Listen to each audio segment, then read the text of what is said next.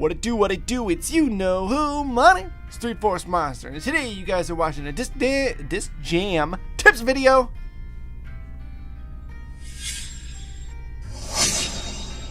Now, let's get straight into it. So I've muted the audio so you guys can hear me clearly, and I can tell you things about this gameplay that you could probably learn a thing or two from, and that I particularly like. And hopefully by the time the end of this game's done, you go into a doubles game on Disc Jam and you are 1,000 times better. I promise you'll have learned at least 2 new things while watching this video.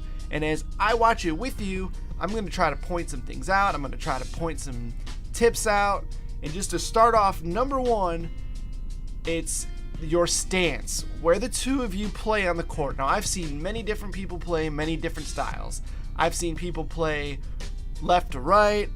The most common one is front to back, and the way that people play front to back, how far they play up and how far they play back really takes into how well you're going to do for that round, and I don't think people realize it that much. So here's what I'm talking about, okay? So you see me and him are both at the front. Huge mistake right there. That left the back exposed. All they had to do is throw it around us.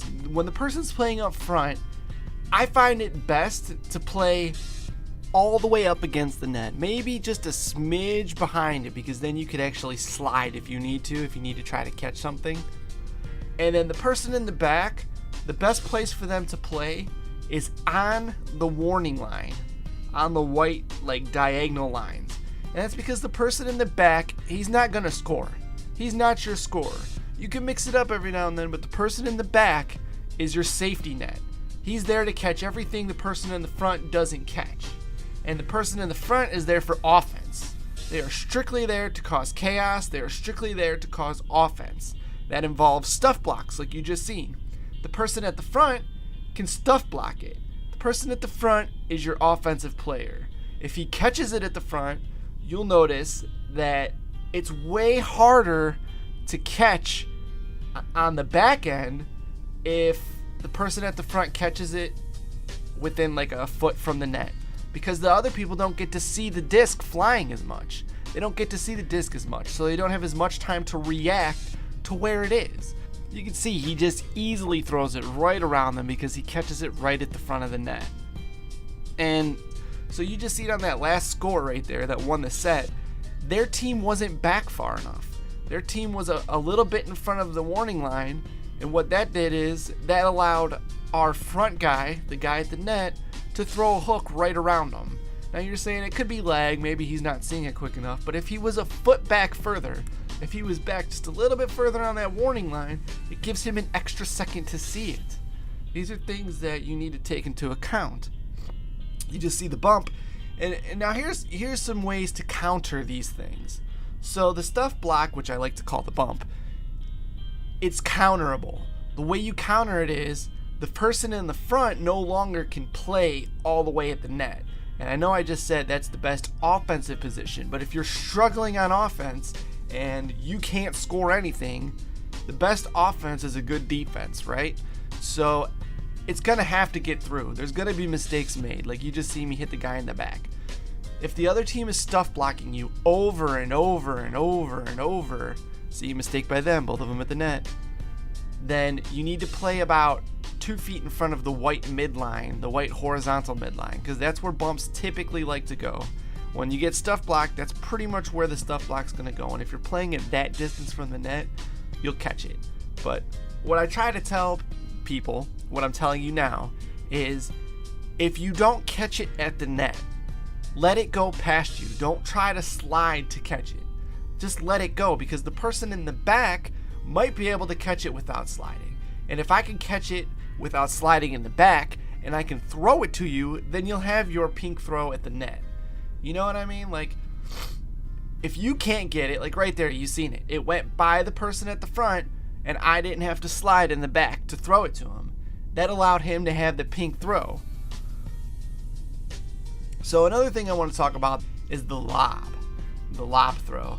If you've got 2 people playing side to side, which I don't see too often anymore, but I've been talking a lot about front and back, right? Well, if you're playing against people that are going side to side, like you can see right now, these two guys that we're facing, they're kind of playing side to side. The best way to break up the side to side is to throw the lob. You just seen it right there. I like to call it the coffin corner throw. That wasn't exactly in the corner, but it's when you throw it so close to the front of the net that if they're both playing back, they both have to rush to the front of the screen to try to catch it, and they have to slide. So it's gonna break up anything they have going on.